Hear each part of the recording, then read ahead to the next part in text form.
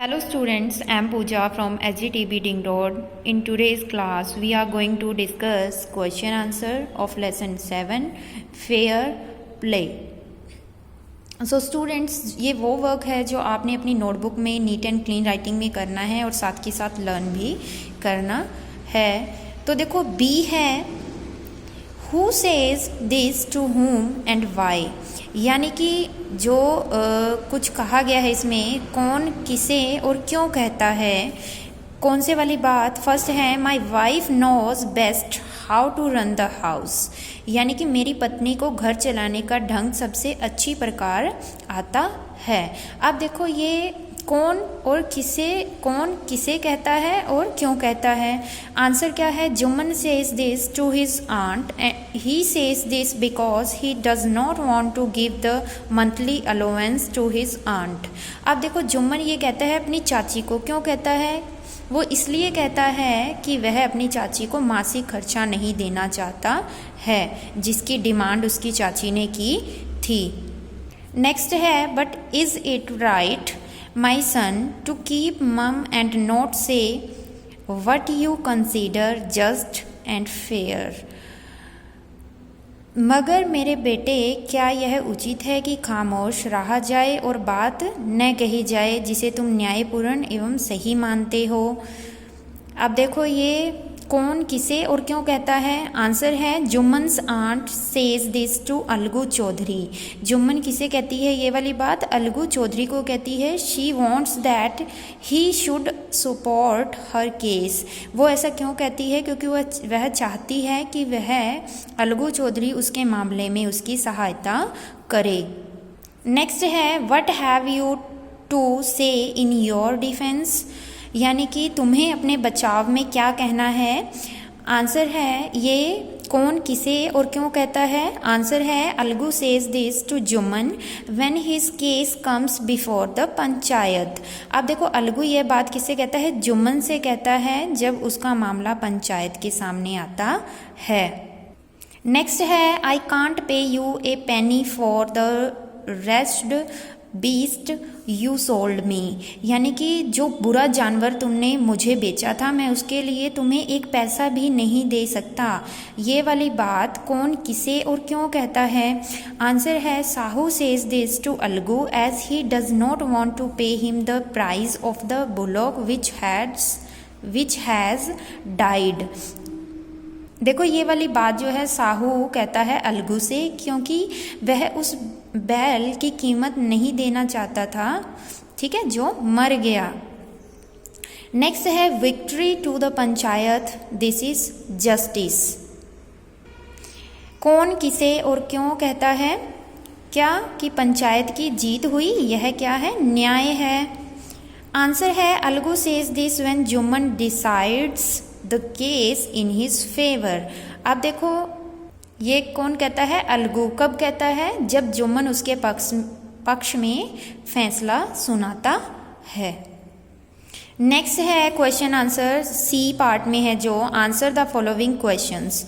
First question है then the situation changed, ठीक है, यानी तब स्थिति बदल गई। What is being referred to, किस बात का वर्णन किया जा रहा है यहाँ पे। आंसर है Jumman and his wife were tired of the old aunt, they did not look after her properly.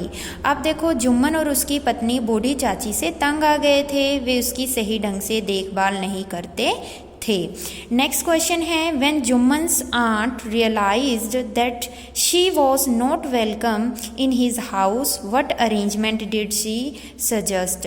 अब देखो जब जुम्मन की चाची ने ये महसूस किया कि घर में उसका मान नहीं है, उसे किस इंतजाम का सुझाव दिया उसने।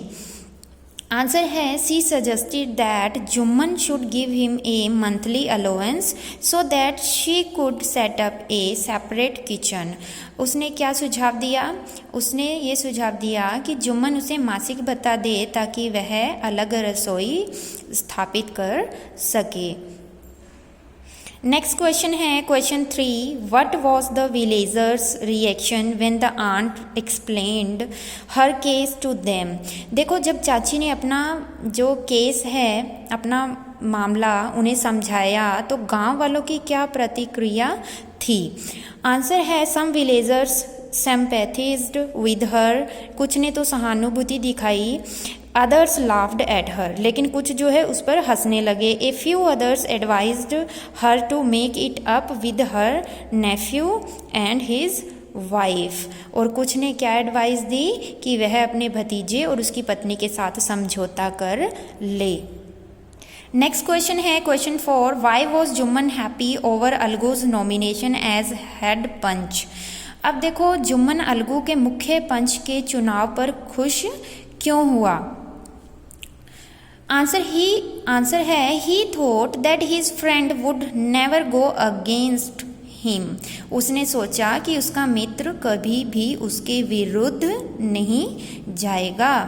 नेक्स्ट क्वेश्चन है God lives in the heart of the panch, यानी कि जो भगवान है पंच के दिल में रहता है। द आंट सेड, ठीक है, किसने कहा? ये चाची ने कहा। व्हाट डिड शी मीन, उसका ऐसा कहने से क्या अभिप्राय था? आंसर है it means that the panch does not let friendship और enmity come in the way of truth and justice. इसका अर्थ यह है कि जो पंच है वो मित्रता या शत्रुता को सच एवं न्याय के रास्ते में नहीं आने देता।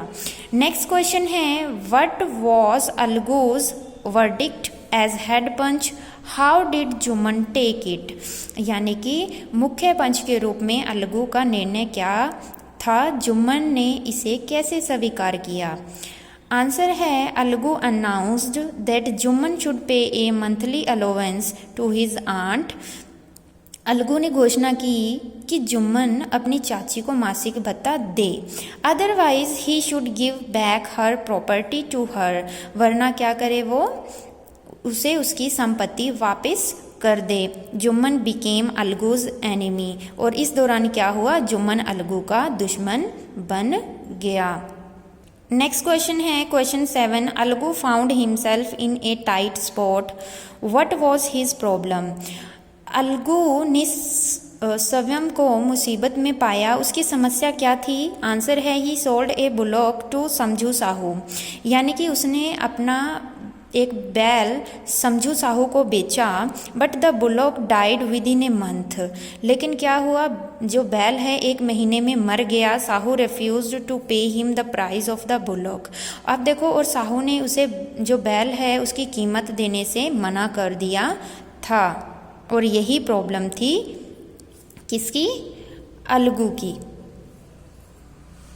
नेक्स्ट क्वेश्चन है question 8, why was Algu upset over Jumman's nomination as head panch? अब देखो अलगू जुम्मन के मुख्य पंच बनने पर परेशान क्यों हो गया? आंसर है ही thought that Jumman would give decision against him, अब देखो उसने क्या सोचा था कि जुम्मन उसके खिलाफ निर्णय देगा। सो ही वॉज अपसेट, इसलिए वह परेशान हो गया। नेक्स्ट क्वेश्चन है question 9, what was Jumman's verdict as head panch, यानी कि जो मुख्य पंच के रूप में जुम्मन का निर्णय क्या था? How did Algu take it, Algu ने इसे कैसे स्वीकार किया? आंसर है Jumman decided the case in his favour, Jumman ने उसके पक्ष में फैसला सुनाया। किसके पक्ष में सुनाया जुम्मन ने? अलगू के पक्ष में, ठीक है। अलगू बिकेम वेरी हैप्पी, और अलगू क्या हुआ? बहुत खुश हो गया। सो स्टूडेंट्स, ये है आपका वर्क, ये क्वेश्चन आंसर्स आप अपनी फेयर नोटबुक में, ठीक है, कंप्लीट करोगे और साथ ही साथ इनको लर्न भी करोगे। Thank you students.